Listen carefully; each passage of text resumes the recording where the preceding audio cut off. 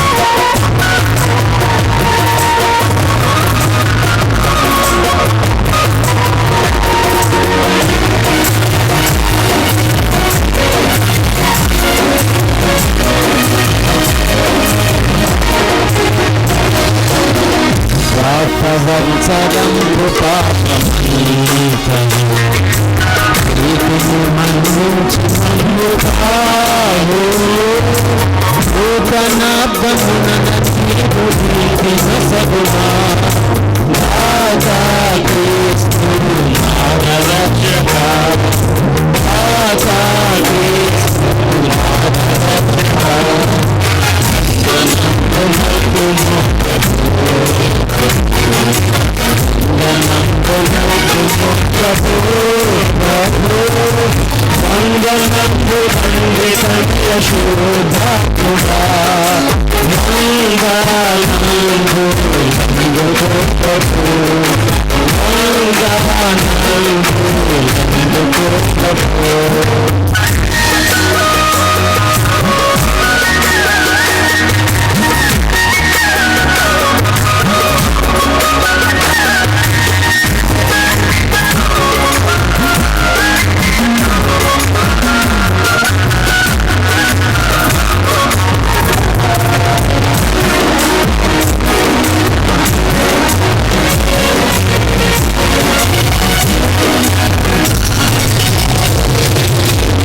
సకలను పెద్ద చేసి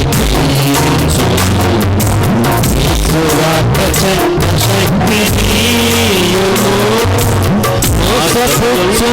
మోసపుచ్చునందకారమంత త్రోయుము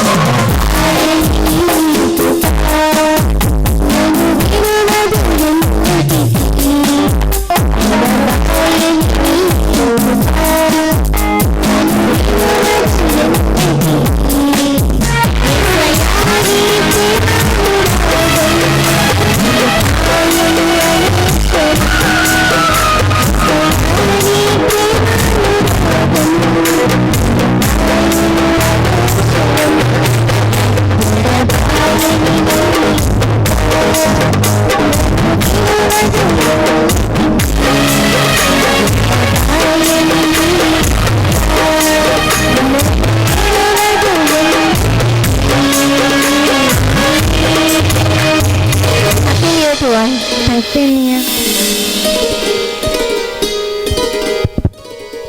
దేవుని నామానికి మహిమ కలుగును గాక. మీ అందరికీ నూతన సంవత్సర శుభాకాంక్షలు. I want to share 3 thoughts. నేను అయ్యాను 2 నిమిషాల్లో ముగిస్తా. కీర్తనల గ్రంథంలో మొదటి అధ్యాయంలో మనం దేవునితో ఉన్న వ్యక్తి నీటి కాలువల యోరన నాటబడినదై ఆకువాడక తన కాలమందు ఫలించు చెట్టు వలన. యోహాను సువార్త 15వ అధ్యాయంలో మీరు బహుగా ఫలించుట వలన నాకు స్నేహితులవుదురు, నా శిష్యులవుదురు, నేను మిమ్మల్ని ఏర్పరచుకున్నాను, విడిచిపెట్టలేదు. మీరు బహుగా ఫలించాలి, ఫలము నిలిచి ఉండాలి. ఆ ఫలం అంట నెక్స్ట్ జనరేషన్ వాళ్ళు చూడాలి. యేసేపు జీవితంలో 13 సంవత్సరాల పాటు కష్టాలు పడ్డాడు.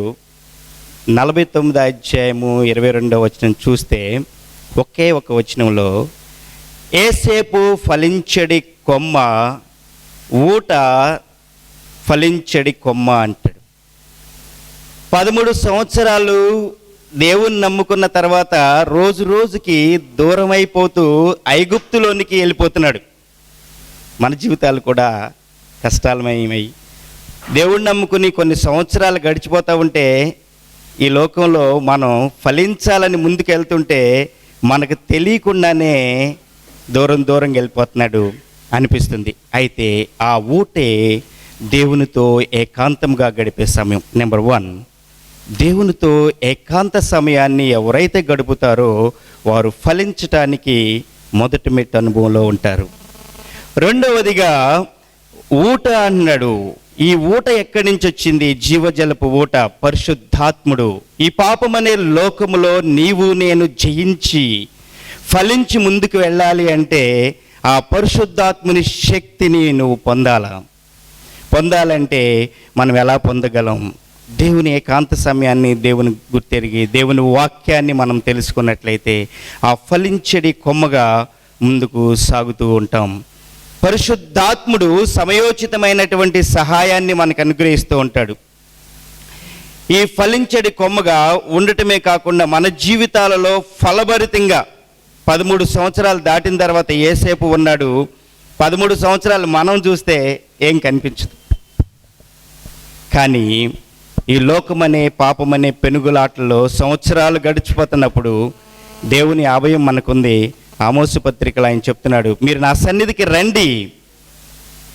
ఆయన ఫెలోషిప్ చేస్తూ ఉంటే మనం గ్రహిస్తాము. ఒక వ్యక్తి, ఒక చిన్న మాట చెప్పి నేను ముగిస్తాను. మనకి కృష్ణా రివర్ ఉంది ఇక్కడే దగ్గరలో. ఒక వ్యక్తి వెళ్ళి మునిగిపోతూ ఉంటాడు, ఎంతో ప్రయాసపడుతూ ఉంటాడు, వెంటనే రావాలంటే రాలేడు. ఒక వ్యక్తి చూస్తూ అన్నీ తెలిసి వేతవచ్చు అలా చూస్తూ ఉంటాడు. ఇతన్ని లాగుదామని ట్రై చేస్తే పక్కన వాళ్ళందరూ అంటారు, అన్నీ తెలిసిన ఆయన దేవుని వాక్యం తెలుసు, సువార్త చెప్తారు, అన్నీ చేస్తారు, ఈయన వెళ్ళట్లేదు ఏంటండి అంటాడు. కానీ ఆ వ్యక్తి కొద్దిసేపటి కలిసిపోయిన తర్వాత టైం చూసి వెళ్ళి అంతసేపు మౌనంగా ఉండి లాగుతాడు. స్వశక్తితో తను చేసే ప్రయత్నంలో కనుక నేను కూడా వెళ్తే మునిగిపోతాననే అంతరార్థాన్ని తను గ్రహించిన వాడై ఆ మాట చెప్తాడు. కాబట్టి నూతన సంవత్సరంలో మనం ఫలించే కొమ్మగా ఉండాలంటే మన స్వశక్తి కాదు, దేవునితో అంటుకట్టబడాలి. అంటుకట్టబడితే మనం అనుకున్న టార్గెట్స్ అనే అచీవ్ అవుతాం. దేవుడు తన వాక్యం దీవించునుగాక. Thank you. అందరికీ నూతన సంవత్సర శుభాకాంక్షలు. నిన్నటి నుండి కొత్త సంవత్సరం అనగానే మనం బాగా ఎక్కువగా వింటున్న మాట ఏంటంటే వాగ్దానం. అందరూ వాగ్దానాల మీదే మాట్లాడుతున్నారు, వాగ్దానాల గురించి చెప్తున్నారు. రాత్రి మంచి ఉపన్యాసాలు ఉన్న వాగ్దానం మీద ఆలోచిస్తూ పడుకున్నప్పుడు అసలు ఏంటి అనుకుంటే ఒకసారి నా ఫోన్లో చూస్తే నాకు ఒక అంకె కనబడుతుంది. అది 01012021. ఈవేళ మనం జరుపుకున్న కొత్త సంవత్సరం పండగ అదే వాగ్దానం అని కనపడతా ఉంది. అర్థం కాల. వాగ్దానం అంటే వాక్యం వస్తుంది, ఇంకోటి వస్తుంది కదా. 01012021 ఏంటో నాకు అర్థం కాల. ఒకసారి దాన్ని కొంచెం సంఖ్యాశాస్త్రపరంగా బిబ్లికల్గా ఆలోచించినప్పుడు ఒక కొత్త అర్థం నాకు గోచరించింది, మీతో పంచుకోవాలనుకుంటున్నాను. ఈ తారీఖుని మనం చూసినట్లయితే దాంట్లో 3 సున్నాలు ఉన్నాయి. 01, 01, 20, 21 3 సున్నాలు ఉన్నాయి. అట్లానే 111 3 ఒకట్లు ఉన్నాయి, 2 రెండులు ఉన్నాయి. వీటన్నిటినీ టోటల్ చేసి చూస్తే మనకి టోటల్ 7 వస్తుంది. 7 కూడా బైబిల్లో చాలా ప్రత్యేకత ఉంది. ఇంకొంచెం ఇంకెక్కడైనా లింక్ అవుతుందేమో అని లోతుకు పోయి చూస్తే 0 హ్యాస్ నో వాల్యూ. 0 అంటే శూన్యం. 0 0 శూన్యం, ఏం లేదు. తర్వాత 1 అనేది అన్నిటికీ ప్రారంభం, ఆద్యం, ది బిగినింగ్ 1. తర్వాత 2 ఎట్లా లింక్ అవుతాయి ఇవన్నీ చూసినప్పుడు ఒకసారి బైబిల్ తెరిచి ఆదికాండం 1వ అధ్యాయం 1వ వచనంలో ఏముందని ఒకసారి చూసా. ఎవరి దగ్గర నుండి కొంచెం చదవచ్చు. ఆదియందు దేవుడు ఆకాశములను భూమిని సృజించాను. ఆకాశములను భూమిని సృజించాను. సో అది బిగినింగ్, పెద్ద కొత్తగా అనిపించలా. ఇంకేదైనా లింక్ దొరుకుదామని చూస్తే 3 ఒకట్లు 111 బైబిల్లో 3 ఒకట్లు ఎక్కడ ఉన్నాయని చూస్తే ఒక చోటే ఉన్నాయి. కీర్తనలు 111 దాంట్లో వెళ్ళి చూస్తే చాలా చక్కటి మాటలు ఉన్నాయి. యెహోవాను స్తుతించుడి, ఆయన నామాన్ని కనపరచుడి, ఆయన దయార్థ హృదయుడు, చాలా మంచి మంచి మాటలు ఉన్నాయి. ఎవరి దగ్గర ఉంటే ఒకసారి ఆ 111 1వ వచనం చదివితే బాగుంటుంది. అందరం విందాం.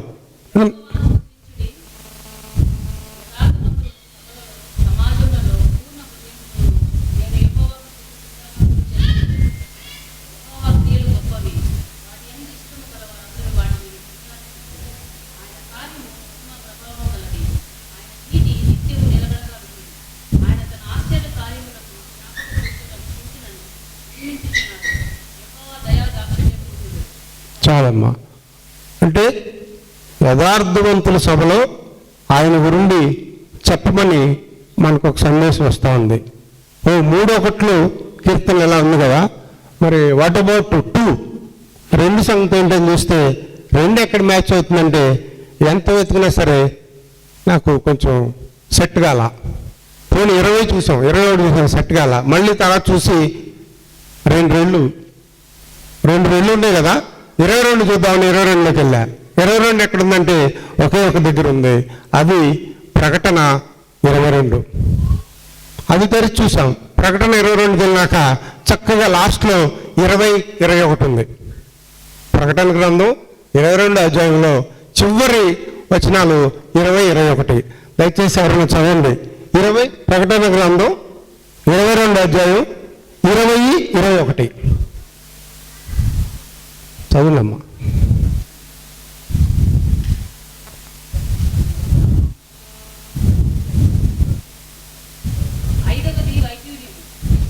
కాదు, ప్రకటన.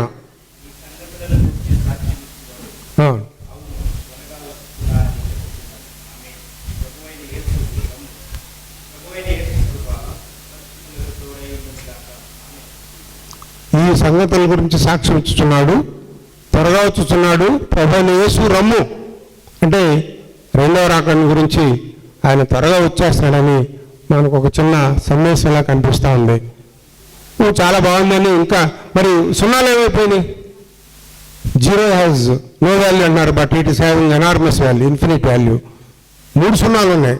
సున్నాల గురించి ఏమిటేమిటని ఆలోచించినప్పుడు 0 ఒక దగ్గర కనెక్ట్ అయింది. అది ప్రసంగిలో 0 ఉంది. అక్కడ ఏముందని చూస్తే ప్రసంగి 1లోకి వెళ్ళి చూసినట్టయితే చక్కగా ఆయన చెప్తా ఉంటాడు. 1వ వచనం. అట్లనే 18వ వచనం చూసినట్లయితే ప్రసంగిలో చక్కగా చెప్తాడు, సమస్తము వ్యర్థము వ్యర్థము వ్యర్థము. ఎవరైనా పూర్తి జ్ఞానం ఉందని అనుకుంటే వాడికి ఎక్కువ కష్టం. అట్లనే ఆఖరిలో మనం ఏదైనా సంపాదించుకోవాలని నానా అవస్థ పడితే అది గాలి పోగేసుకోవడంతో సమానం చెప్తా అంటాడు. అంటే ఈ సున్నాలు అంతా వ్యర్థం, ఏం లేదు, నేను తప్ప, నా రాకడ తప్ప మీకు ఇంకేం లేదు. ఈ యొక్క 2021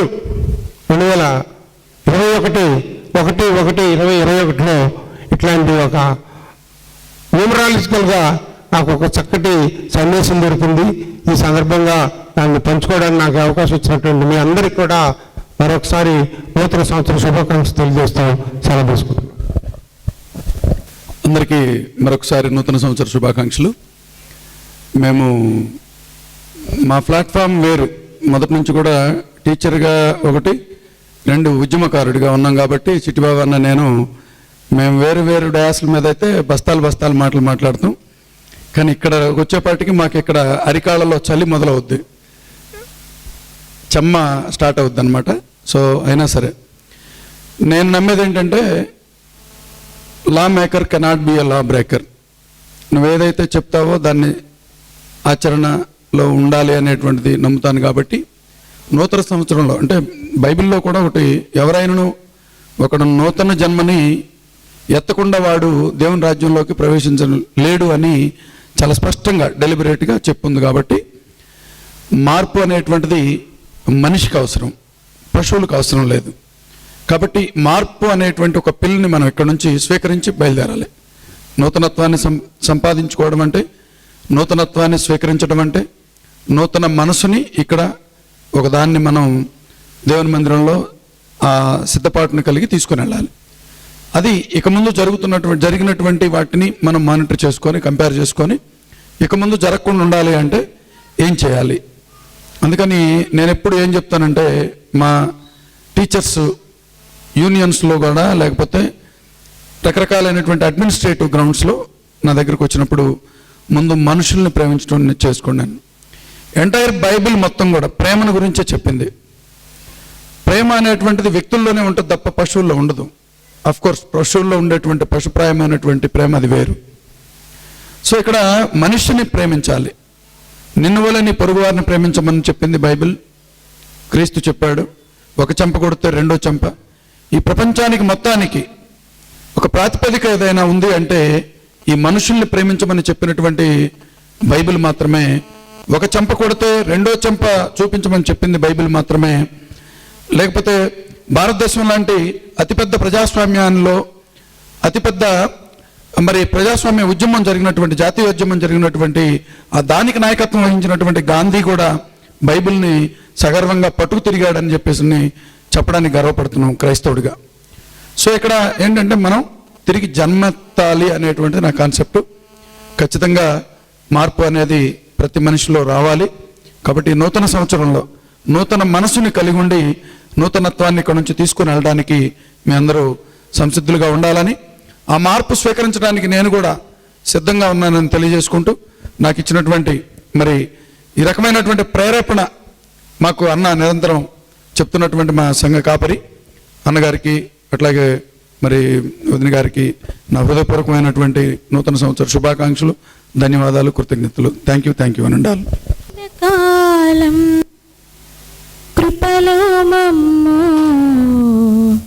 దాచిన దేవా నీకే స్తోత్రము.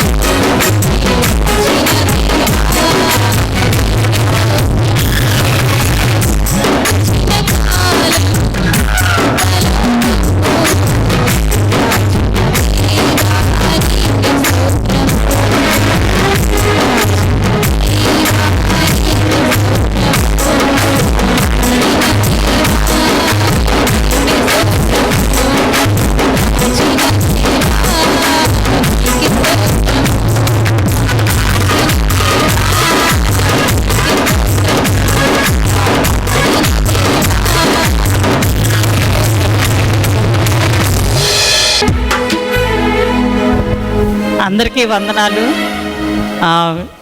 Wish you happy new year. మనం లాస్ట్ ఇయర్ అంతా కరోనాతోటి ఉన్నా కూడా దేవుడు మనని ఈ రోజుకి ఇంత సంతోషంగా ఉంచాడంటే దేవుడి కృతజ్ఞతాస్తుతులు మనం ఎంతైనా చెల్లించాల్సిన వాళ్ళం అయి ఉన్నాం. అందరికీ wish you happy new year. Okay.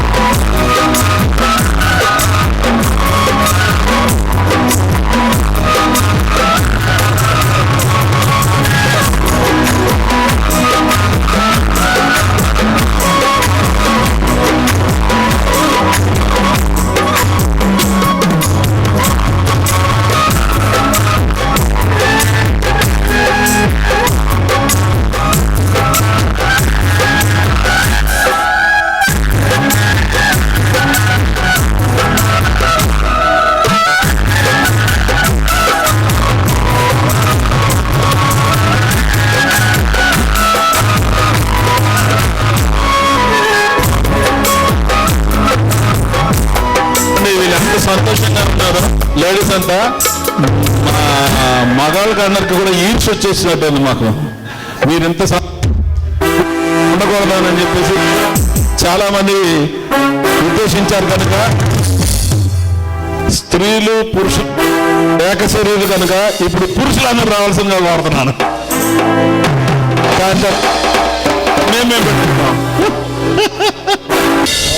Kalyan ఇట్లా ఇట్లా ఇప్పుడు మా మీద కోపం అంతా ఈ కేక్ మీద చూపెట్టారని అంటున్నారు. మేము కూడా నిండుగా నిలబడతాం మేడం. మేము మీకు ఇచ్చేసాం, ఈ ప్లాట్ఫామ్ మాకు ఇచ్చేస్తే మేము కూడా ఉంటాం. అది కాదు, రండి. ఏం మిగలేదు. వదిలేసిందే కదా సార్.